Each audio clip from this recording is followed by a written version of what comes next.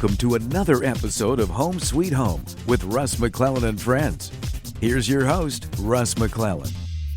How's everybody doing? This is Russ McClellan with Home Sweet Home Radio.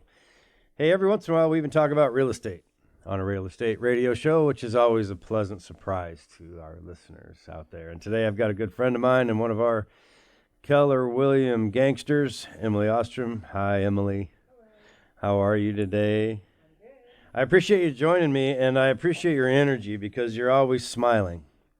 And in this real estate time and the land of COVID, even when you're facing adversity, I admire people that can see straight through that and see the light at the end of the tunnel, knock the darkness on the sides. And I just want to commend you and acknowledge you for always being the bright light.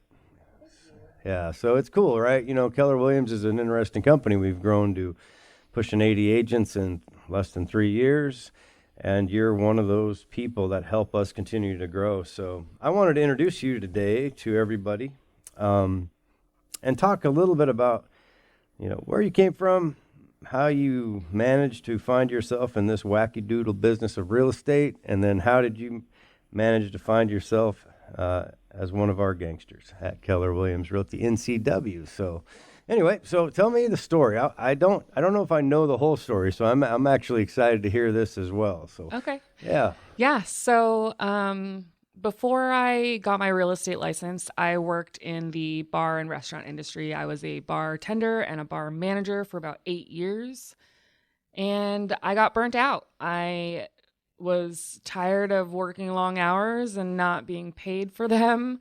And I decided to get my real estate license because my cousin, Molly Haynes, had been working in real estate for, I think, at least 3 years at that point. And she kind of talked me into it. My dad's also been in construction his entire life, so I've been surrounded by that. I used to help him on the weekends with projects and that sort of thing. So I got my license through the Rockwell Institute in 2018. And I was still working in a brewery at that point as their general manager. And I moved over here in 2019, April, and really started doing real estate full-time at that point. Yeah, so where'd you grow up, Emily? I grew up in Kirkland. Yeah. So you're a transplant. I am. My mom and stepdad had a place over here for a number of years at Keller Williams. Keller Glen. Right. Yeah, they had a condo there, and they had a house in West Seattle, so they would come over all the time. Then they sold their house in West Seattle when they both retired from Boeing and moved over here full-time, sold their condo, bought a house at Keller, which came furnished. So they had 3 households worth of furniture to get rid of when they moved over here. Wow. So, you growing up in the construction business with your father and then being from Kirkland, you're poised pretty well. I mean, I noticed your email is emily@emilysellsleavenworth.com. So you kind of specialize in your market intimacy, I would say. I mean, you sell everywhere, but Lake Wenatchee, Leavenworth. So growing up in Kirkland, in the construction business growing up, you have a pretty good sense of and then your mom and dad buying in the area, moving east from the west side. So you're really, you've been living it like a lot of people are doing it. So I bet you relate to your buyers really well. Yeah, I feel like I'm kind of an all-around agent. I can help over on the west side, I can help over here. I can help, down south and up north. I'm really willing to help whoever needs, a real estate, needs a home, needs a vacation home, anything like that. Yeah, and I know when you grab onto something, you grab onto it, right? So being that that's your personality type, I can imagine that full service in a world where the internet is allowing people to do a lot of things online.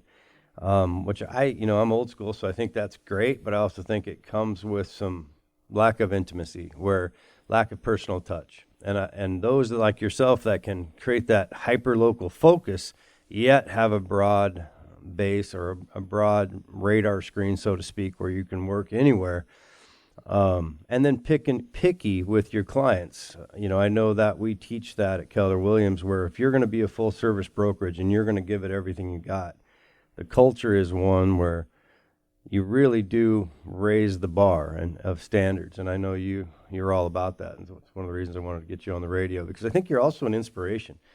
Would you say that there's a lot of people that are, fearful or maybe just stuck and part, especially you came from the serving business, bartender, server, restaurateur, hospitality world.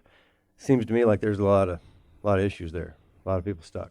Yeah, I think that it really helps me in my job now because I came from a customer service background. That's my number one thing, is making sure that my clients are happy and comfortable and satisfied with the choices that they make. If it's a, 6-figure, 7-figure business, and that's a lot of money to be thrown around. We want to make sure that they're getting exactly what they want. Yeah, I want to get into the whole changing of the landscape about Chelan County's new short-term rental changes in the segments ahead. But when you think about real estate, and you're sitting there as a server, you're burned out. Molly Haynes, good for her. Want to give a shout out to Molly Haynes for talking into real estate because it was a natural fit for you. My mission is to change lives for people to the life they want and the life they deserve, using real estate as the vehicle to do that. I say that all the time. And what I mean by that is that I think there's economic changes, with so much money coming from the west to the east, with more and more people working from home and making the same amount of money that just 2 years ago they would have had to live in Puget Sound to make.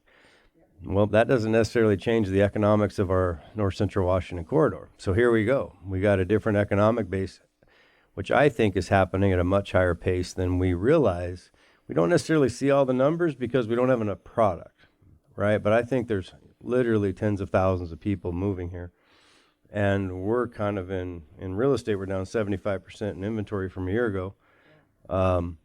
So what I mean is, maybe like yourself, you're an inspiration to other people that are also stuck or maybe burned out. What would you say to them? Like, what was your expectations about getting into real estate and how it turned out? So real estate really gave me the ability to do more than just work. With the flexible schedule that we have, I'm able to volunteer with Chelan County Search and Rescue. I've got a dog and canine training.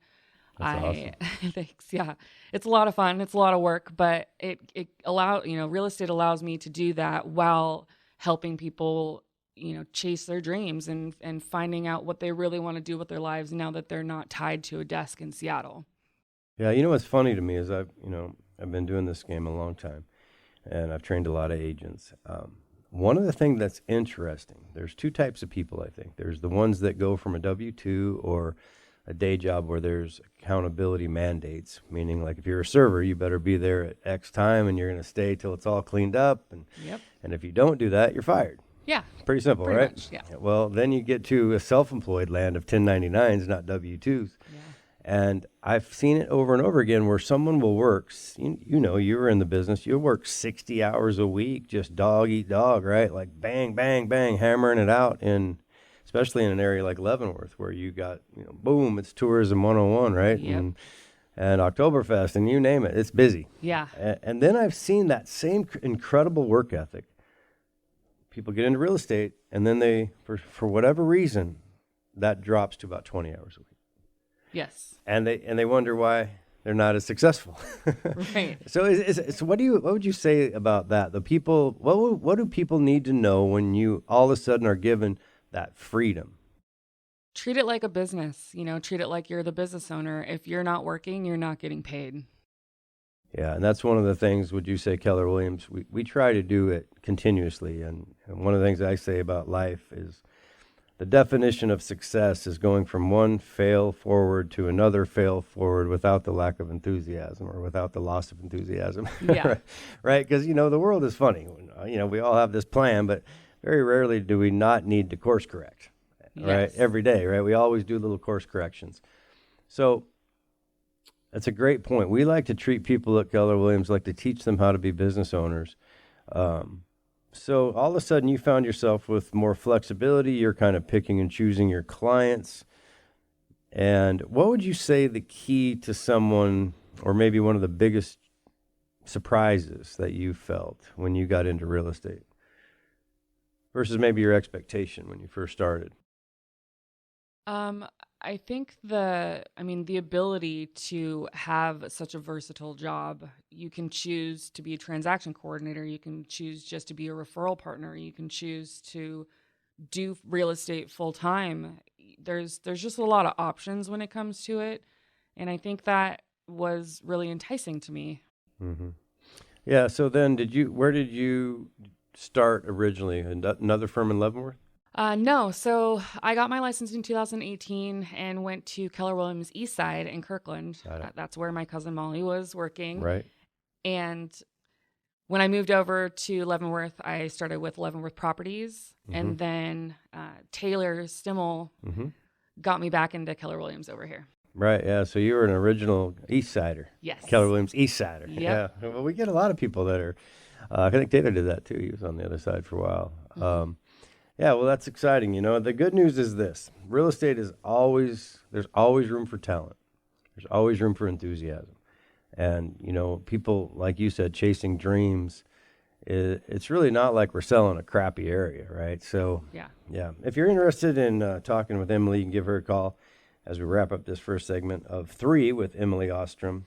Emily at emilysalesleavenworth.com, or get a hold of Emily at 425-922-0317. Like I said earlier, when we dive into the second segment, I want to figure out the best we can what your opinion is of Leavenworth now that the Short-Term Rental Alliance has been passed. We'll be right back in a few minutes. Keller Williams,